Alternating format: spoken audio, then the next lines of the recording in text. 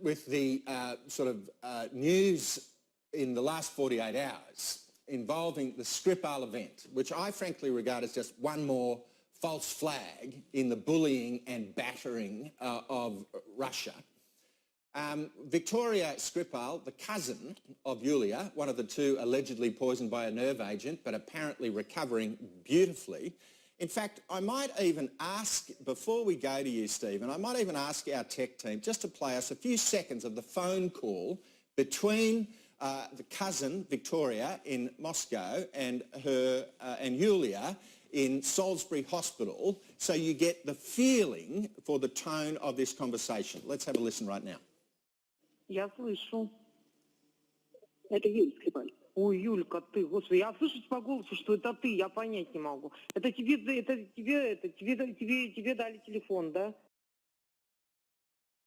Now, she says in that conversation that she is in perfect health and that her father's health is going to be perfectly recovered as well, if not already. Give us your headline reactions to the Skripal event. Well, it's further evidence that the official story makes no sense whatsoever.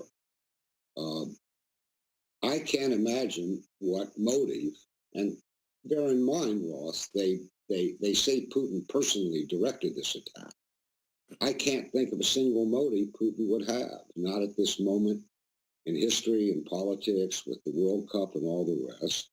I guess Mr. Gibbs says Putin's working down a list of people to kill.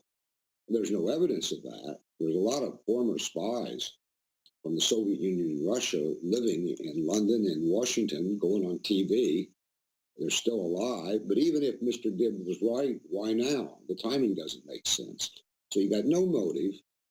The lab in London says, or rather not London, but at Porton Down, says it can't identify the agent.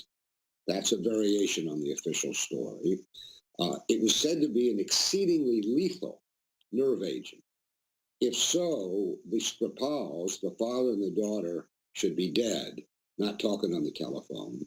So should be the policeman who came to their rescue on the park bench. And it said that some 200 people in that park were affected. So far as we know, none are even in hospital. So there's something terribly wrong with this story. Now, whether it's a false flag, as you say, that somebody did this on purpose to disrupt East-West relations, or whether it was an operation that went very badly wrong, I don't know. But the official story certainly is not true. Well, and my impulse to call it a false flag is not so much based on the evidence of the event, in which, as I read it, there is virtually not a single verifiable fact, but the evidence of the cover-up which has taken place afterwards, in which the UK, the British Foreign Office, indeed the CEO of Salisbury Hospital, the Metropolitan Police, the Secretary of Foreign Affairs and the Prime Minister are just trashing and traducing both European, international public law, all the conventions which Britain has signed up to in relation to access to the hospital, in relation to sharing of the substance with Russia. We understand that that the Chemical Weapons Prevention Convention requires England to share the substance with Russia. Why has that not taken place? I can't tell you. You're absolutely right. There are very precise, not only guidelines, but obligations of what countries must do when there's an allegation of a chemical weapon being used. And the United Kingdom government has followed none of these obligations. Russia has asked, as is its right, repeatedly for a sample. I mean, I'm not a conspiracy theorist, but this comes at a very strange moment. I don't know whether you know this or not, but this summer, I don't remember whether June or July, the European Union will have to vote whether or not to continue sanctions on Russia. At least 4 or 5 EU countries do not want to continue. It takes only one country to vote no, and the European sanctions end.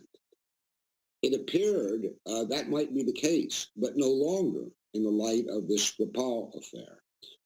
So there is a lot at stake. There's also the fragility of the May government in England. It didn't look like she was long for office. This seems to have, at least for a couple of weeks, rallied the country around her. But if the story falls apart, I assume she'll have to resign. And so who knows what will happen next in England. The point is, every point you've made is valid. We have no evidence, but we have enormous and negative consequences in a situation that's already fought with war with Russia. So this is a very, very bad thing.